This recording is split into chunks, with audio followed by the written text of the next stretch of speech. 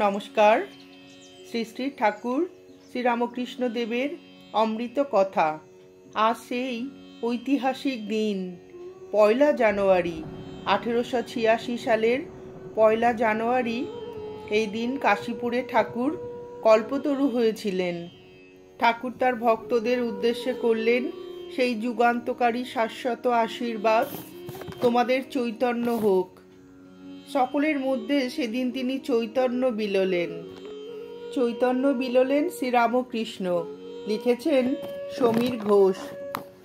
ইংরাজি ১৮৮৫ সালের ১১ই ডিসেম্বর বেলা ২:৩০ উত্তর কলকাতার ৫৫ নম্বর শ্যামপুকুর স্ট্রিটের একটা বাড়ি থেকে ঘোড়ার গাড়ি যাত্রা শুরু করলো।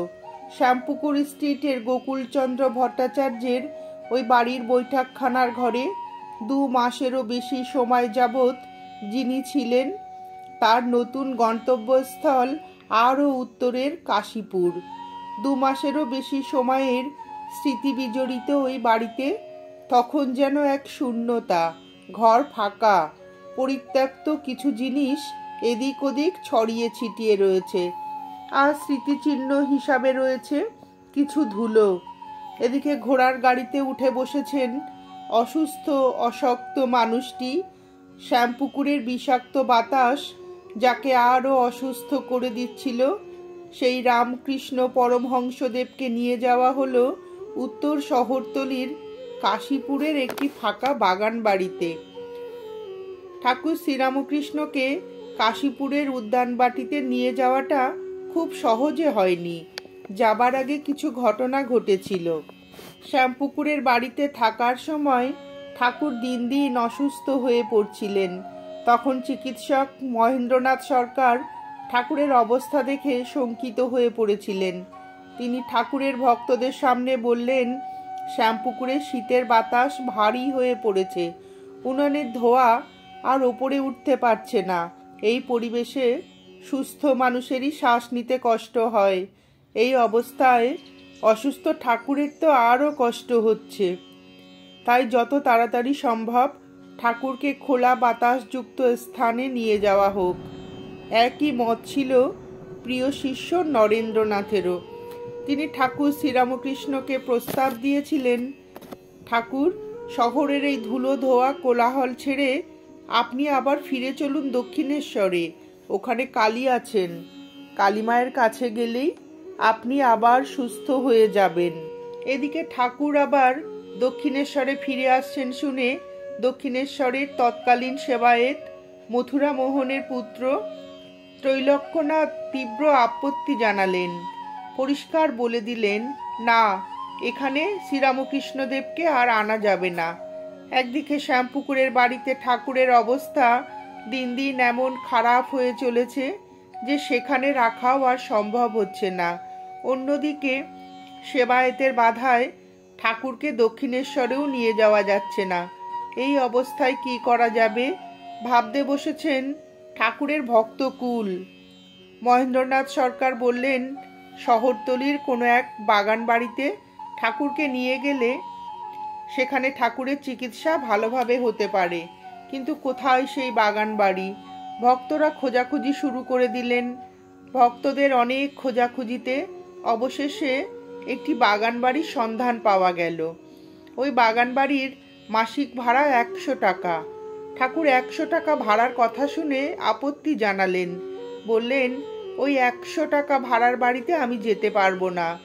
সেই সময় ঠাকুর শ্রীরামকৃষ্ণদেব তার প্রিয় শিষ্য নরেন্দ্রনাথের প্রস্তাব মতো মনে প্রাণে দক্ষিণেশ্বরেই ফিরে যেতে চেয়েছিলেন।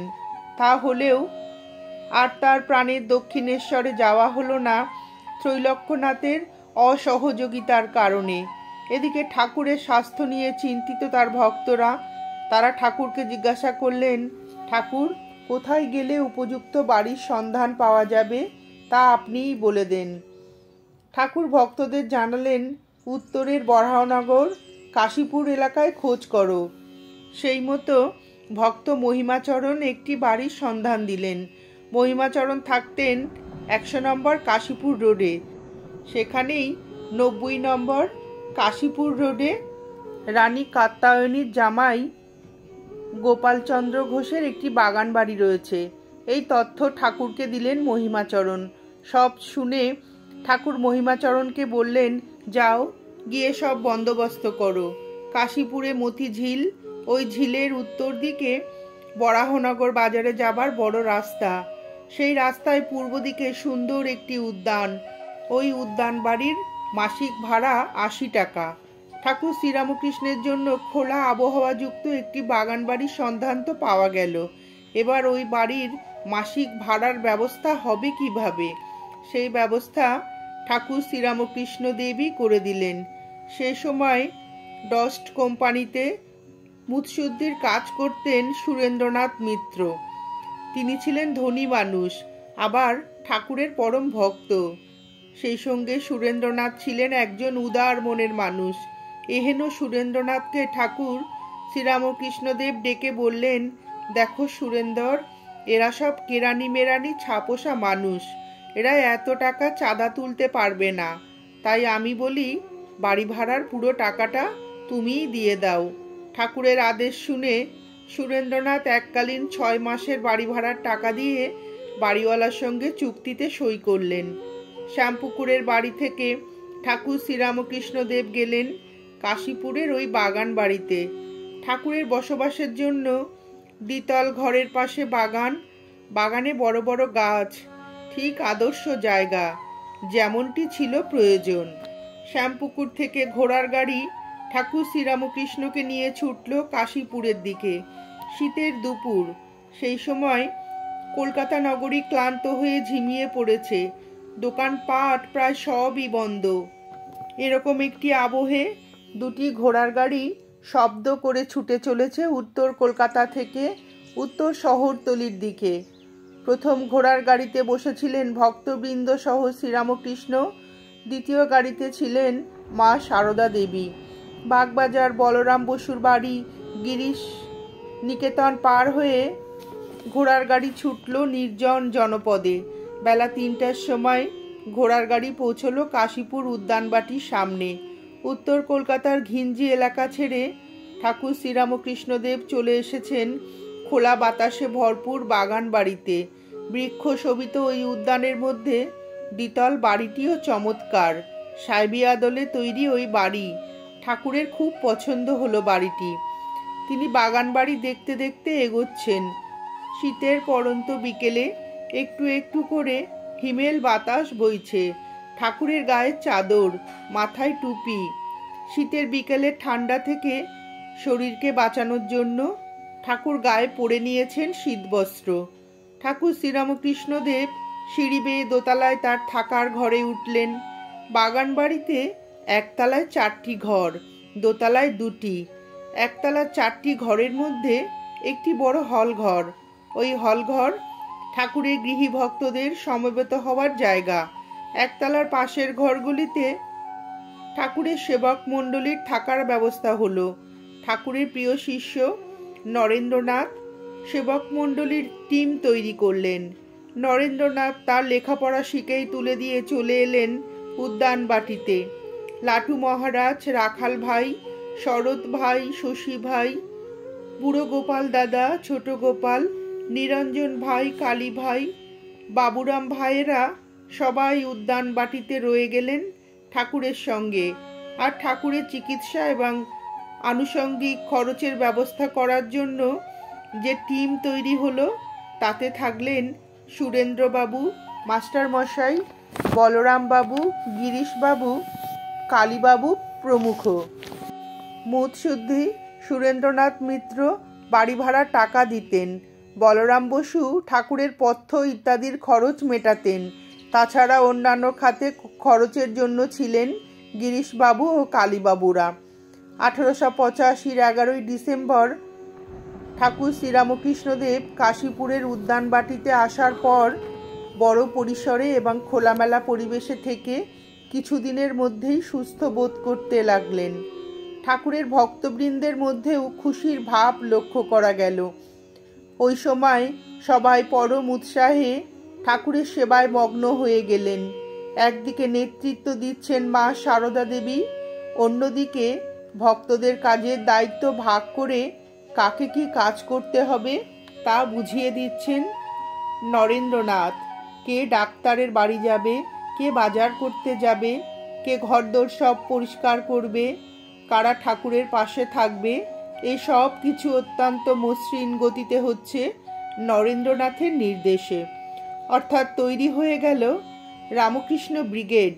ওই ব্রিগেডের সদস্যরা নিজেদের বাড়িঘর ভুলে পড়ে রইলেন উদ্যান বাটিতে। ওই সময় নরেন্দ্রনাথ পারিবারিক সমস্যায় যথেষ্ট বিব্রত। মামলা মোকদ্দমা, আর্থিক সমস্যা ইত্যাদি সব কিছু চুলোয় তুলে দিয়ে কি এক ঐশ্বরিক টানে পড়ে থাকলেন ঠাকুরের পাশে পাশে। ডিসেম্বরের শেষ দিনটিতে রাতে কারোরই ঘুম আসছে না। হঠাৎ নরেন্দ্রনাথ রামকৃষ্ণ ব্রিগেডের সবাইকে বললেন, চল বাগানে যাই। নরেন্দ্রনাথের কথা মতো সবাই তাকে অনুসরণ করলেন। তারা পৌষের হিমেল রাতে বাগানে পায়চারি করতে লাগলেন। রাতের নিকষ অন্ধকারে উদ্যানবাটির বৃক্ষরাজি যেন নতুনভাবে দেখা দিল ভক্তদের সামনে। মনে হলো যেন ধ্যানমগ্ন উদ্যানবাটির বৃক্ষ সকল। চারপাশ নিস্তব্ধ। ওই সময় নিস্তব্ধতা ভেঙে নরেন্দ্রনাথ বললেন, ঠাকুরের ব্যাধি ভীষণ রকমের। ঠাকুর দেহ রক্ষার সংকল্প নিয়েছেন কিনা তা কে বলতে পারে। সময় থাকতে থাকতে তার সেবা আর সাধন ভজন করে যে যতটা পারিস তোদের আধ্যাত্মিক উন্নতি করে নে। এই সময় এই সুযোগ হেলায় হারালে ভীষণ অনুতাপের কারণ হবে। সতীর্থদের উদ্দেশ্যে নরেন্দ্রনাথের উপদেশ, তোরা যদি মনে করিস যে এটা করা হলে ভগবানকে ডাকবো, ওটা করা হলে সাধন ভজনে লাগবো, তাহলে এভাবেই দিনের পর দিন চলে যাবে আর আমরা ক্রমশ বাসনার জালে জড়িয়ে পড়ব। ওই বাসনাতেই সর্বনাশ, বাসনাতেই মৃত্যু। অতএব বাসনা ত্যাগ কর, বাসনা ত্যাগ কর। পৌষের রাত, সমস্ত বিশ্ব চরাচর নিস্তব্ধ। পৃথিবী যেন ধ্যানে বসেছে। আরও কিছুক্ষণ পায়চারি করে নরেন্দ্রনাথ একটি গাছের তলায় বসলেন। বাগানের বাতাসে পৌষের হিম নরেন্দ্রনাথের গায়ে লাগছে না। তার উদ্বিগ্ন মন পড়ে আছে দোতলায় ঠাকুরের ঘরে। ঠাকুর যে অসুস্থ, ঠাকুরের গুরুতর ব্যাধি নরেন্দ্রনাথের মনকে আরও বিষণ্ণ করে দিল। তিনি স্বগতোক্তির মতো করে বললেন, যাকে নিয়ে এত আনন্দ তিনি বুঝি এবার সরে যাবেন। আমি ডাক্তারি বই পড়ে ডাক্তার বন্ধুদের সঙ্গে আলোচনা করে জেনেছি যে ক্যান্সারের কোনো ওষুধ নেই। ঠাকুরের শরীরের অবস্থা তার ভক্তদের মনকে ভারী করে দিল। যে গাছের তলায় নরেন্দ্রনাথ সতীর্থদের নিয়ে বসেছিলেন তার পাশেই পড়েছিল ঝাড় দিয়ে জমা করে রাখা শুকনো ডালপালার স্তূপ। সেই দিকে তাকিয়ে নরেন্দ্রনাথ বললেন, দে আগুন ধরিয়ে দে, আমরা ধুনি জ্বালিয়ে অন্তরের নিভৃত বাসনাকে দগ্ধ করি। আগুনে জ্বলে উঠল শুকনো ডালপালা। চারিপাশ থেকে শুকনো ডালপালা এনে আগুনে দেওয়া হলো, আর হোমাগ্নির মতো দাউ দাউ করে জ্বলে উঠল আগুন। সেই আগুনে নরেন্দ্রনাথের নেতৃত্বে রামকৃষ্ণ ব্রিগেড আহুতি দিচ্ছে আর ভাবছে বাসনা পুড়ছে, শুদ্ধ হচ্ছে অন্তর। এইভাবে চলল ঘন্টা দুয়েক সময়। রাত তখন 4টে। এমন সময় ভক্তদের মনে আবির্ভাব হলো তার। দোতলায় তিনি। গোটা উদ্যান বাটিতে ছড়িয়ে পড়েছে তার ছায়া।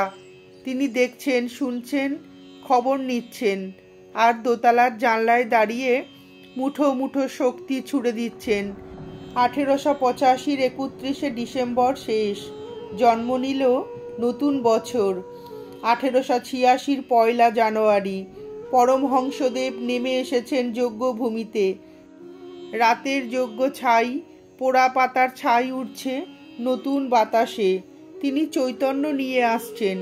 তোমাদের চৈতন্য হোক, চৈতন্য হোক। চৈতন্যের ফেরিওয়ালা রাত জাগা সাধকদের কাছ থেকে এগিয়ে গেলেন গৃহীদের দিকে। কল্পতরু সবার মধ্যে বিলিয়ে দিলেন চৈতন্য। নমস্কার। শ্রী শ্রী ঠাকুর শ্রী রামকৃষ্ণদেবের এই অভূতপূর্ব অমৃতময় কথা শুনে আপনাদের যদি ভিডিওটি ভালো লেগে থাকে তাহলে একটি লাইক করবেন এবং চ্যানেলটিকে সাবস্ক্রাইব করে পাশে থাকবেন। ঠাকুর মা স্বামীজির আশীর্বাদ সকলের উপর অঝোর ধারায় বর্ষিত হোক, ঠাকুর মায়ের কাছে এই প্রার্থনা জানাই।